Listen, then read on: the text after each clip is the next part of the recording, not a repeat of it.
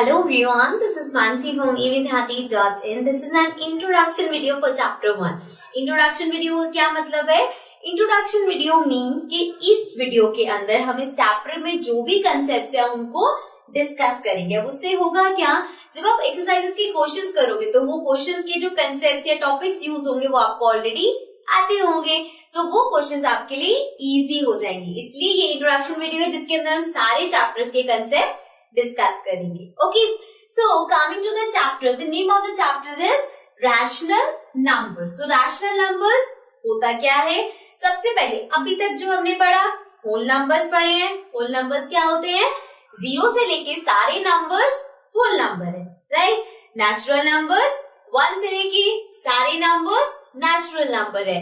Then उसके बाद हमने पढ़े इंटीजर्स, जिसमें पॉजिटिव नंबर भी आते हैं, नेगेटिव नंबर भी आते हैं, ऑल्सो जीरो भी आता है। So whole number, natural number, integers के बाद अब हम पढ़ रहे हैं रैशनल नंबर्स।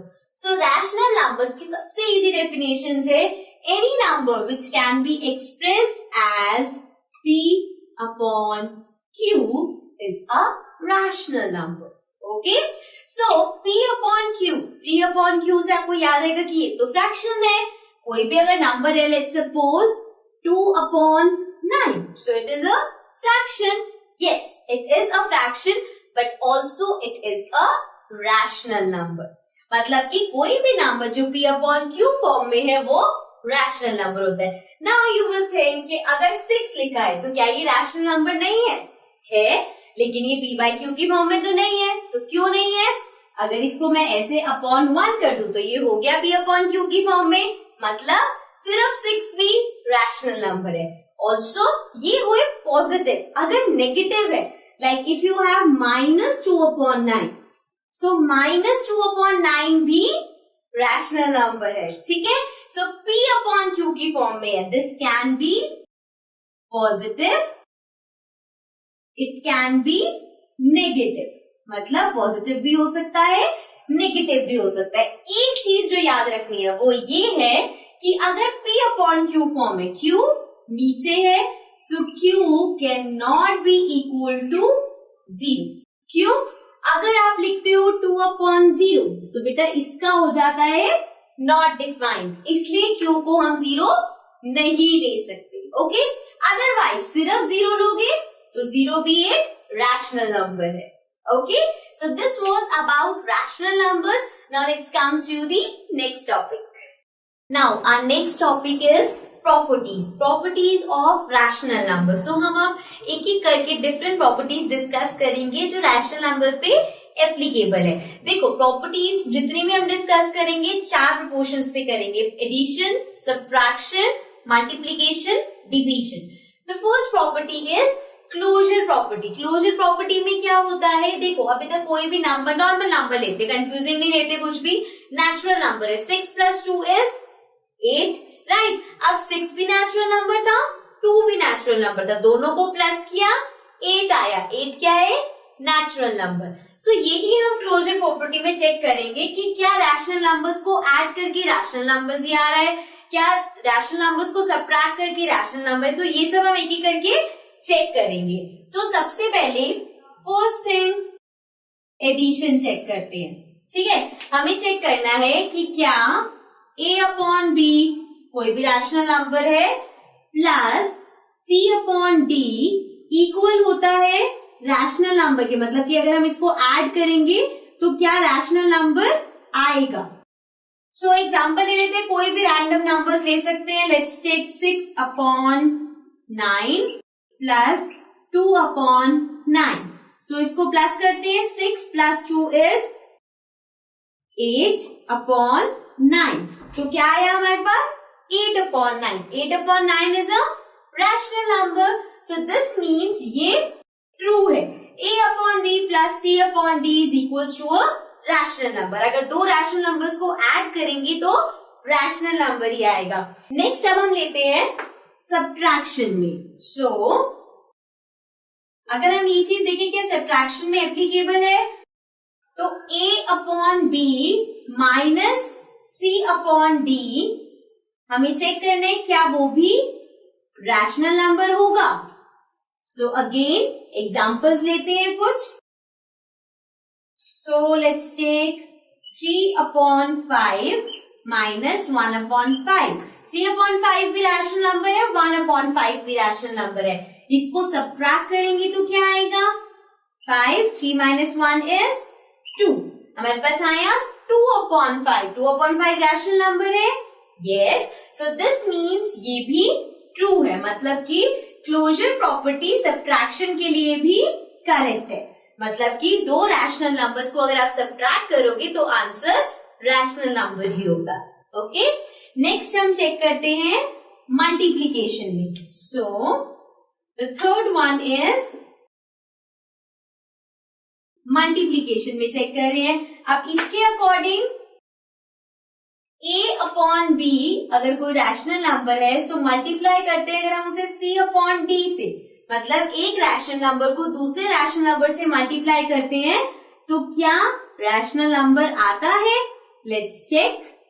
सो दो रैशनल नंबर्स लेते हैं. 6/4 इंटू 2/3. रैशनल नंबर्स ले लिया हमने. 6 into 2 is 12/4 into 3 is 12. Now 12/12 cancel हो गया.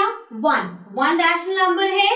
Yes. So 1 is a rational number. Means ये भी ट्रू है कि अगर आप दो रैशनल नंबर्स को मल्टीप्लाई करोगे तो आंसर रैशनल नंबर आएगा. अब आते हैं लास्ट पे विच इज फॉर डिवीजन. अब यही चीज डिवीजन पे एप्लीकेबल है या नहीं, लेट्स सी. सो डिवीजन पे एप्लीकेबल होने के लिए हमें चेक करना है a/b divided by c/d rational number होगा या नहीं. सो इसमें आई एम टेलिंग यू कि अगर आप एक रैशनल नंबर को दूसरे रैशनल नंबर से डिवाइड करते हो तो वो रैशनल नंबर ही आएगा. बट इसके लिए यहाँ पे हमें मेक श्योर करना है कि c या d 0 के इक्वल नहीं हो, क्योंकि अगर आप डिवाइड कर रहे हो 0 के इक्वल है इनमें से कुछ भी तो वो रैशनल नंबर नहीं होगा एंड मोर चांसेस आर कि वो नॉट डिफाइन हो जाएगा. सो सब में क्लोजर प्रॉपर्टी एप्लीकेबल है. एडिशन में, सब्ट्रैक्शन में, मल्टीप्लीकेशन में, डिवीजन में. लेकिन डिवीजन में सी डी या फिर कोई भी जो हम रैशनल नंबर ले रहे हैं वो 0 के इक्वल नहीं होना चाहिए. Okay. So this was our first property. Let's come to the next property. Now our next property is commutative property. अब क्यूमिटेटिव प्रॉपर्टी समझते हैं. क्यूमिटेटिव प्रॉपर्टी में हमने ये नेचुरल नंबर्स में पढ़ी हुई है. इसमें क्या होता है that a plus b is equals to b plus a. ऐसे हम डिस्कस करते हैं कि अगर आपके पास a और b कोई नंबर्स हैं तो अगर आप उन दोनों को प्लस कर रहे हो तो अगर पीछे वाला नंबर पहले भी लिखोगे तब भी सेम आएगा. ठीक है. सो इस तरह की हमने पढ़ी हुई है. अब वापस आ जाते हैं अपने रैशनल नंबर्स पे. सो हम टेस्ट करेंगे कि cumulative property addition, subtraction, multiplication, division में वर्क करती है या नहीं. सो वन बाय वन सबसे पहले लेते हैं एडिशन. सो एडिशन चेक करते हैं.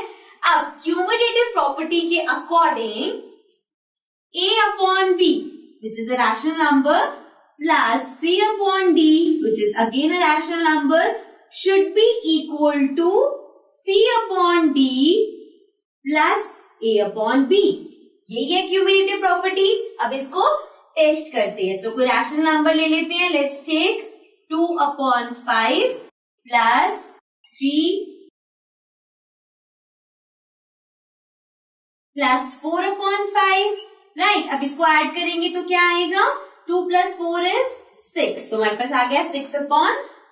अब इसी को ही उल्टा करके देखते हैं. तो 4/5 पहले ले लिया प्लस 2/5 कर दिया तो ये हो जाएगा 4 प्लस 2 इज 6. सो ये दोनों इक्वल है, मतलब कि ये ट्रू है. एडिशन के लिए वो क्यूमुलेटिव है कि अगर आप उसे अलग चेंज करोगे तब भी सेम आएगा. Right. So now let's come to the next one. ये हो गया एडिशन. अब आते हैं नेक्स्ट विच इज सब्ट्रैक्शन. अब सब्ट्रैक्शन में क्या होता है?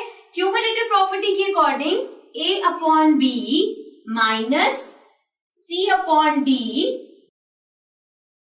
should be equal to C upon D minus A upon B, right? अब इसको हमें करना है चेक. So अगर एग्जाम्पल लें हम, let's take 1 upon 5 minus 3 upon 5. अभी हम जो भी एग्जाम्पल्स ले रहे हैं उसमें डिनोमिनेटर्स सेम ले रहे हैं ताकि कैलकुलेशन कॉम्प्लिकेटेड ना हो.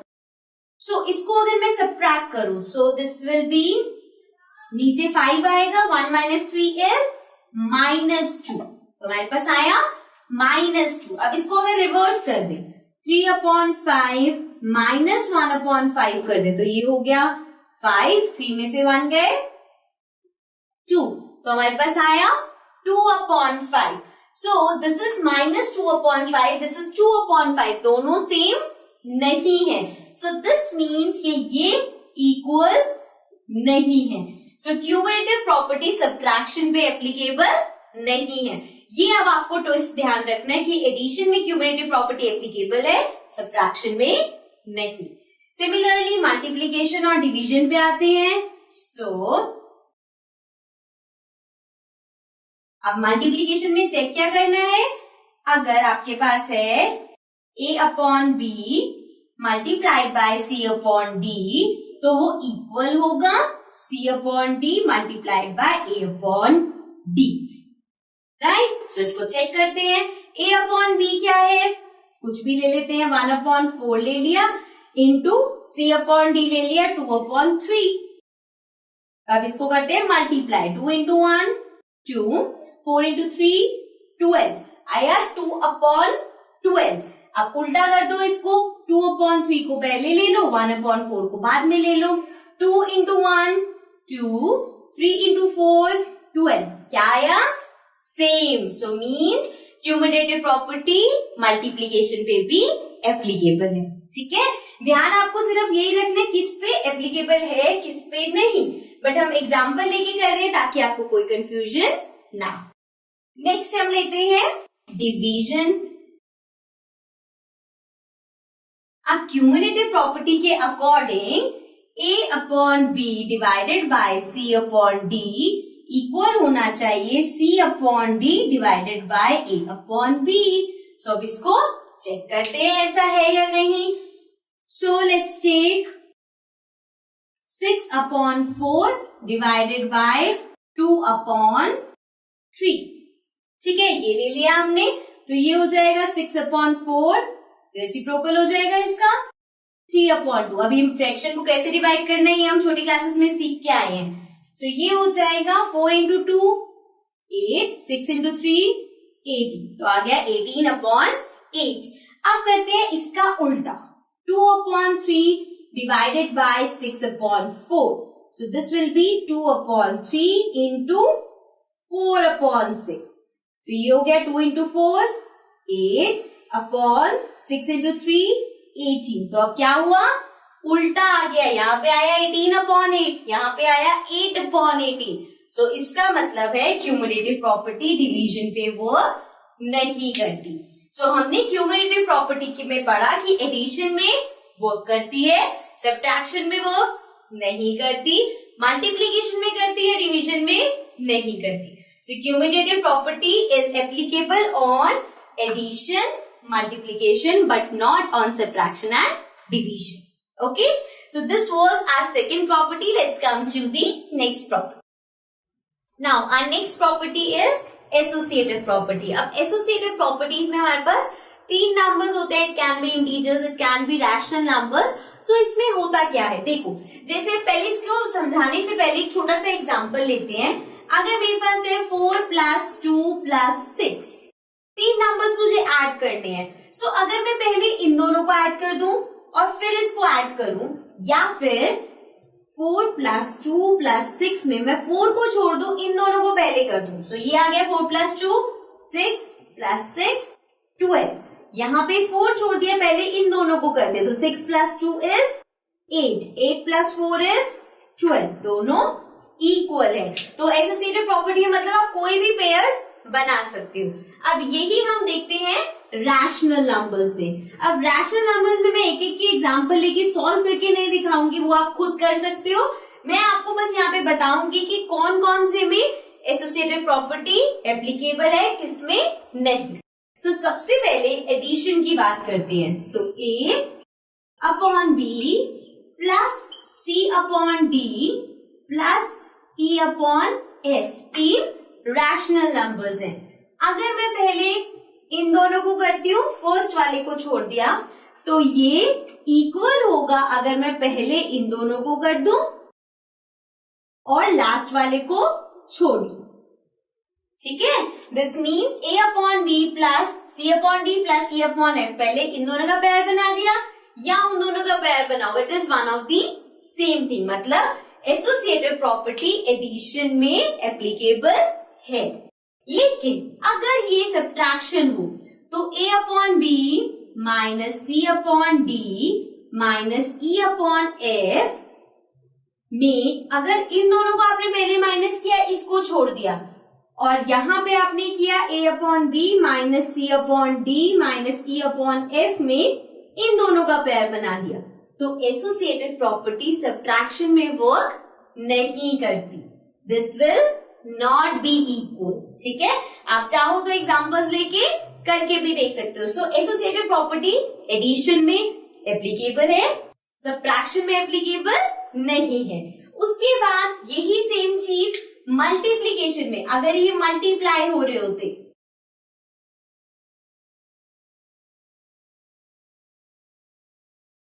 तो ये एप्लीकेबल है। मतलब कि A upon B into C upon D into E upon F होता तो इन दोनों के पेयर्स बनाओ, या इन दोनों के, वो सेम चीज होती। तो मतलब कि एडिशन मल्टीप्लीकेशन में एप्लीकेबल है। उसके बाद अगर इसी में हम डिवीजन की बात करें तो डिवीजन में भी एप्लीकेबल नहीं होगा। So means associative property addition में एप्लीकेबल है, मल्टीप्लीकेशन में एप्लीकेबल है, सब्ट्रैक्शन में नहीं है, डिवीजन में नहीं है। Okay, so this was about associative property. अब आते हैं नेक्स्ट पे। Now our next property is distributive property. Distributive property में क्या होता है, जैसे कि अगर आपके पास है 4 और यहाँ पे है x ले रही हूं मैं, नॉर्मल नंबर नहीं ले रही, x प्लस 6 इस तरह से है, तो आप इसको सॉल्व कैसे करते हो? 4 को x से मल्टीप्लाई करोगे, 4 को 6 से मल्टीप्लाई करोगे, राइट। सो ये होती है हमारी डिस्ट्रीब्यूटिव प्रॉपर्टी। जैसे कि इसको अगर सॉल्व करना है तो ये होगा 4x प्लस 4 इंटू 6 24 इस तरह से। सो यही होती है डिस्ट्रीब्यूटिव प्रॉपर्टीज। अब ये रैशनल नंबर्स में भी होती है। सो अगर आपके पास रैशनल नंबर है a upon b and then अंदर ब्रैकेट में है c upon d plus e upon f, तो ये इक्वल होगा, पहले ab cd से मल्टीप्लाई होगा, so ab into cd plus then AB multiply होगा E अपॉन F से, so A upon B into E upon F, right. So ये property होती है डिस्ट्रीब्यूटिव प्रॉपर्टी। अब इसमें जब आप इसे यूज करोगे तो ज्यादातर यूज कैसे होता है, आपको इस तरह से ओपन करके दे रखा होगा। सो आप देखोगे यहाँ पे दो चीजें सेम है, जैसे A अपॉन बी सेम है, तो जब दो चीजें सेम होंगी तो हम उसको इस तरह से लिख देते हैं कि उसको बाहर ले लिया, बाकी दोनों अंदर। So this is our distributive property. अब ये एडिशन में भी वर्क करती है। जैसे यहाँ पे आपके पास प्लस है, अगर यहाँ पे माइनस होता तब भी, यहाँ पे अगर माइनस है तो हम ये जो प्लस किया है उसको माइनस कर देते, बाकी सेम रहता। मीन्स अगर यहाँ माइनस है तो ये हो जाता A upon B into C upon D minus A upon B into E upon F. Okay, so ये प्लस में भी माइनस में भी दोनों में डिस्ट्रीब्यूटिव प्रॉपर्टी वर्क करती है। Okay, now let's come to the next topic. Now our next topic is additive inverse. So additive inverse क्या होता है, इसको अगर हम सिंपली समझे बिना किसी प्रॉपर्टी के, तो वो ये होता है, अगर आपके पास कोई भी रैशनल नंबर है, जैसे p अपॉन q है, और इस p अपॉन q का आपको एडिटिव इनवर्स लिखना है, तो वो क्या होता है, it will be minus p upon q।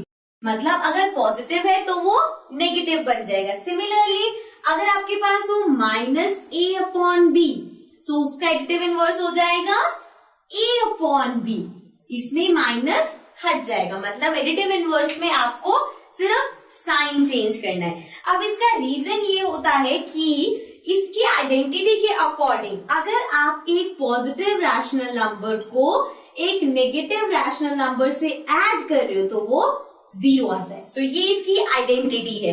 But आपको सिर्फ ये याद रखना है क्योंकि क्वेश्चन ऐसे आएगा, राइट द एडिटिव इनवर्स। तो अगर पॉजिटिव है तो उसको नेगेटिव कर दो, नेगेटिव है तो उसको पॉजिटिव कर दो। Okay, so this is additive inverse. इसी तरह हमारे पास एक होता है मल्टीप्लीकेटिव इनवर्स। सो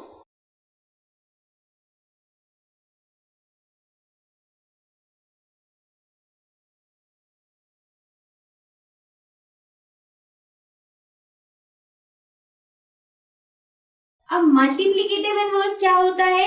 अगर आपके पास कोई रैशनल नंबर है p अपॉन q, तो इसका मल्टीप्लीकेटिव इनवर्स होता है उसका रेसिप्रोकल।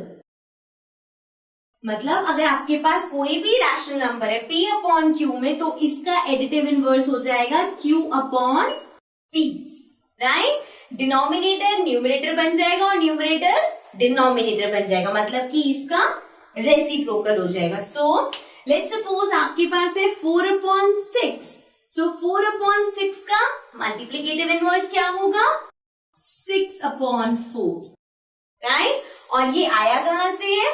अगर आप a इंटू 1/a करो, मतलब किसी भी नंबर को उसके रेसिप्रोकल से मल्टीप्लाई करो, तो आपके पास हमेशा आएगा 1। सो ये है हमारी मल्टीप्लीकेटिव आइडेंटिटी। बट अगर आपके पास क्वेश्चन आता है आपको मल्टीप्लीकेटिव इनवर्स बताना है, तो जो भी रैशनल नंबर होगा आप उसका रेसिप्रोकल कर दोगे। ना हो अगर वो रैशनल नंबर 2 है, सो 2 का रेसिप्रोकल क्या होगा? देखो 2 के अपॉन में कुछ नहीं है, मीन्स 1। सो इसका मल्टीप्लीकेटिव इनवर्स होगा 1/2। Okay, so this was about additive inverse and multiplicative inverse. Now let's come to the next topic. Now the next topic is rational numbers on number line. अब अगर number line पे आपको rational numbers plot करने हैं, so rational numbers basically p upon q form में होते हैं, which is a fraction. So fraction को number line पे जैसे plot करते हैं वैसे ही rational numbers number line पे plot होते हैं। अब number line क्या होता है ये आप सबको पता होगा। So if I draw this line, इसके मिड में हमने लिया 0, राइट साइड पे पॉजिटिव नंबर्स, लेफ्ट साइड पे नेगेटिव नंबर्स, राइट। अब आपको अगर कुछ रेशनल नंबर इस पे प्लॉट करना है, जैसे कि लेट्स फॉर एग्जांपल टेक -2/5। सो -2/5 ले लिया हमने, ये नेगेटिव है। नेगेटिव मीन्स लेफ्ट साइड पे होगा, और जो फ्रैक्शन है वो है 2/5। तो सबसे पहले हमें चेक करना पड़ेगा कि ये 2/5 किन दो नंबर्स के बीच में लाई करेगा। सो उसके लिए हम 5 को डिवाइड करेंगे 2 से, राइट। सो 5 इंटू 0 इज 0, नीचे आया 2, देन पॉइंट लगाएंगे, this will become 20 and 5 into 4 is 20। अब यहाँ पे ये पूरा कट हो गया। अगर नहीं भी होता तो हमें सिर्फ ये देखना था कि ये 0 पॉइंट आ रहा है। अगर ये होता 1 पॉइंट समथिंग या 2 पॉइंट समथिंग तो कैसे पता चलेगा? 0 पॉइंट समथिंग मतलब 0 और 1 के बीच में, 1 पॉइंट समथिंग 1 और 2 के बीच में, 2 पॉइंट समथिंग आता तो 2 और 3 के बीच में, इस तरह से। अब ये 0.4 है, मतलब 0 और 1 के बीच में आएगा। 1 क्या है? यहाँ पे नेगेटिव है, तो ये 0 और 1 नहीं, 0 और -1 के बीच में आएगा। सो नंबर लाइन ड्रॉ करते हैं, 0 यहां ले लेते हैं बिकॉज हमें नेगेटिव साइड ही प्लॉट करना है, और यहां पे ले लिया मैंने 1। इतने डिस्टेंस पे क्यों लिया? बिकॉज इसके बीच में हमें नंबर्स प्लॉट करने हैं। सो अब हमें पता चल गया कि -2/5 0 और -1 के बीच में आएगा। सो आपको क्या करना है? डिनोमिनेटर देखना है। डिनोमिनेटर 5 है, मतलब 0 से लेके -1 तक इसको 5 पार्ट्स में डिवाइड करना है। So this will be 1 2 3 4 5। तो ये 5 पार्ट्स में हो गया। अब यहां से स्टार्ट होगा -1 अपॉन 5, -2 अपॉन 5, -3 अपॉन 5, -4 अपॉन 5 और ये -1 हो जाएगा -5 अपॉन 5 विच इज -1। अब हमें प्लॉट क्या करना था? -2 अपॉन 5। -2 अपॉन 5 कहाँ आया है? यहाँ पे, राइट। सो इस तरह से आप रैशनल नंबर्स को नंबर लाइन पे प्लॉट करते हो। Okay, so let's come to the next topic. Now the next and the last topic for this chapter is rational numbers between two rational numbers। अब अगर आपको दो rational numbers के बीच में rational numbers बताने, पहली बात तो दो rational numbers के बीच में बहुत सारे rational numbers possible हैं। Now the thing is कि होता क्या है दो numbers के बीच में numbers, मतलब सिंपल एग्जांपल लेते हैं। अगर मैं आपको बोलूं 2 और 7 के बीच में numbers बताओ, तो 2 और 7 के बीच में 3 आता है, 4 आता है, 5 आता है, 6 आता है, राइट। ऐसे ही अगर आपको रैशनल नंबर्स के बीच में बतानी है, सो उसके लिए एग्जांपल लेते हैं। लेट्स सपोज हमने ले लिया नेगेटिव नंबर लेते हैं इस बार, -2 अपॉन 5 और 1 अपॉन 2। ये दोनों रैशनल नंबर्स हैं। अब इन दोनों रैशनल नंबर्स के बीच में आपको रैशनल नंबर्स बताने, तो कैसे फाइंड करेंगे? सबसे पहली चीज जो इसमें करनी है वो ये है कि आपको इसके डिनोमिनेटर्स को सेम बनाना पड़ेगा। सो डिनोमिनेटर क्या है? 5 2। अब इसको सेम कैसे बनाओगे? दोनों का कॉमन मल्टीपल देखोगे। सबसे पहला जो कॉमन मल्टीपल है वो है 10। 5 के टेबल में भी आता है, 2 के टेबल में भी, तो इसको चेंज करते हैं। ये हो जाएगा -2 अपॉन 5। 5 को 10 बनाने के लिए 2 से मल्टीप्लाई कर दो, ऊपर वाले को भी 2 से मल्टीप्लाई कर दो।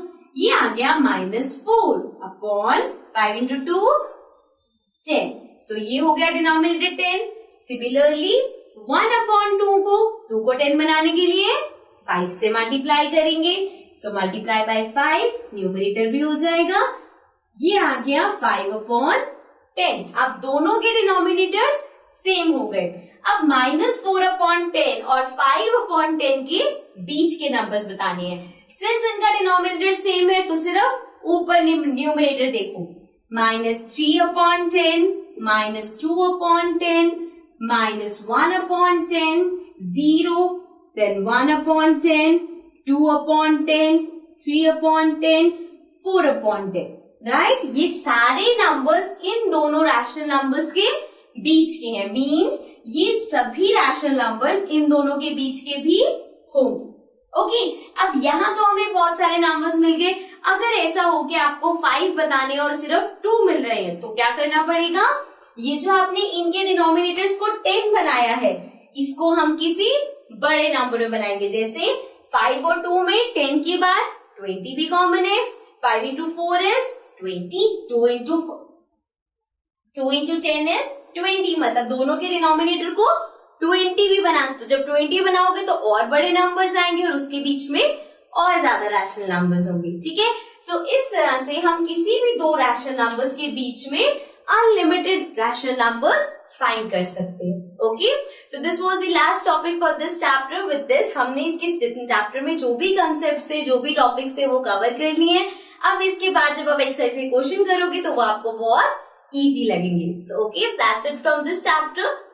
That's it for this chapter. I'll be coming back again with a new chapter. Till then, take care and bye-bye.